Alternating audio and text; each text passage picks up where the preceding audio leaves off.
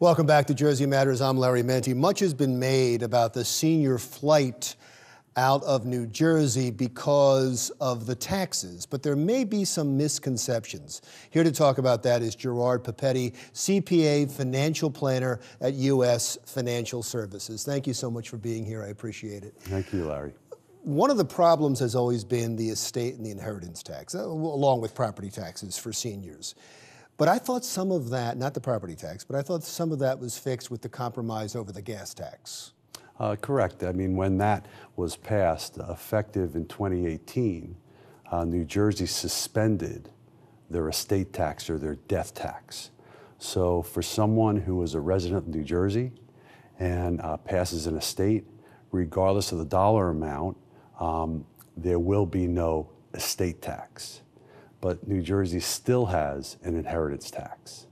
The inheritance tax is not applicable to what they call Class A beneficiaries, which are lineal descendants. So there's no tax if you give it to your kids? Kids, grandkids, parents, no tax. It's when you look to give it to brothers, sisters, nieces, nephews, and even friends, Class C beneficiaries. And then an inheritance tax is imposed if the beneficiary, who is a Class C beneficiary, receives an amount in excess of $25,000. Well, that all doesn't sound that bad.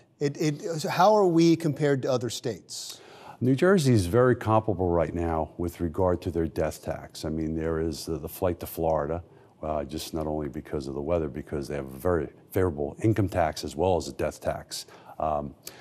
There is no income or estate tax there. So New Jersey, when they were looking at wealth that was leaving the state, they had to look at the estate tax. So New Jersey is, one of the better states right now as compared to New York, right, which still has an estate tax. So it's compared to New York, it's good. How is it compared to, say, Delaware or Pennsylvania or Florida, where people seem to be moving to? Yeah, most of those states do not have an estate tax.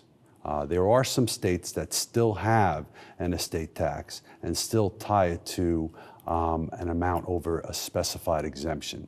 But most of your states do not have a death tax. So the flight because of taxes, do you think there's a lot of that is based on what has been existent in the past and not necessarily what exists now? Yeah, I think that there is just a misconception of the fact that there is a tax when an individual dies as a resident of New Jersey, which is no longer the case from an estate tax standpoint. But then we still have the property taxes. You have the property taxes, and you also have the inheritance if you're going to someone other than your lineal family. When it comes to the estate tax, you mentioned that during the negotiations over the gas tax, that was suspended. It wasn't repealed, it was suspended. Yeah. That's a scary word when it comes to taxes, isn't it? I mean, it means it's probably coming back sometime. You would think, based upon the finances of the state of New Jersey, that that could be reenacted at some future point in time. Is there a way, and we've already talked about the misconception with the taxes, is there a way with better financial planning that people would not have to leave their homes and go to Delaware or go to Florida, that they could stay here and avoid the hit from taxes? I mean, if you're a resident of New Jersey, it's going to be difficult for you from an income tax standpoint to avoid paying income tax to the state of New Jersey. Well, let's say you're retired. I mean, as many if you're seniors retired, would be. Yeah, there is a pension exclusion, and that is if your income in New Jersey, is less than $100,000. They give you a pension exclusion. But the minute you get a dollar over $100,000, then your retirement income is taxed. So there is, depending upon the level of income, there is an incentive to move out of New Jersey just from a retirement income standpoint. New Jersey does not tax Social Security benefits, as most states do not.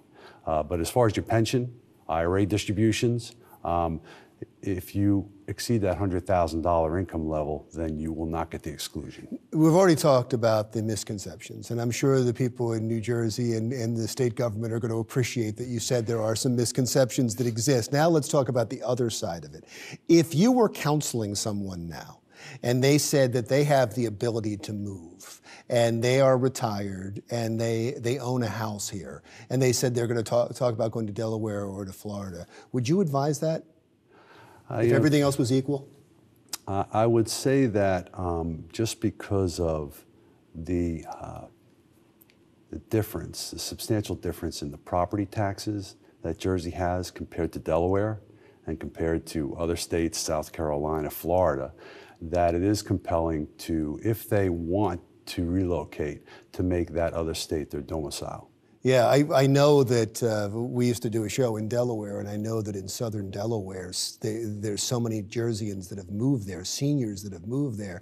The property values have skyrocketed because they get to be close to their grandkids, and they still get to be near the beach. Yeah. But they don't have to pay those property taxes. High property taxes. Are you advising people that are moving? Yes, we are. I mean, there is a strong pull to New Jersey with regard to family, and that is the biggest decision that they have to make with where they're going to declare their residency. And so there's a residency checklist and the items you have to do to make a state your domicile. Being there, one day more than 6 months is a start.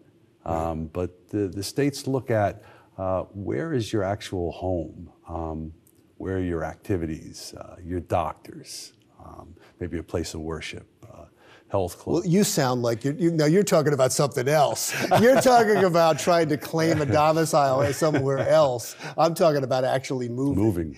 But I'm sure you run into the latter all the time, people that try to get away with claiming another place as their home, their primary residence. Well, like I said, they're drawn to Jersey probably most likely because of family. So if you're going to look to make another state your domicile, you had better be there, right? And most of the time we are, as long as they are, comfortable having a resident in another state, we're advising them that it makes tax sense to do that. I shouldn't point out that it's just seniors that are moving out. There was a recent poll by Fairleigh Dickinson University that said that 40% of New Jerseyans want to move sometime in the next 5 years. So it's the taxes across the board and the property rates and the rental rates across the board that are forcing people out. And there probably is no way, is there a way to advise people around that? There isn't. The taxes are the taxes, the prices are the prices. Yeah, it's a challenge. It's a challenge for New Jersey because my 3 children, 30 to 25, really have not a great desire to remain in New Jersey. Well, it seems like it's an epidemic right now. All right, thank you, sir. Thanks for coming in. Thank you. Gerard Papetti, CPA financial planner at U.S. Financial Services. When Jersey Matters returns, my commentary on what else? Impeachment. That's next.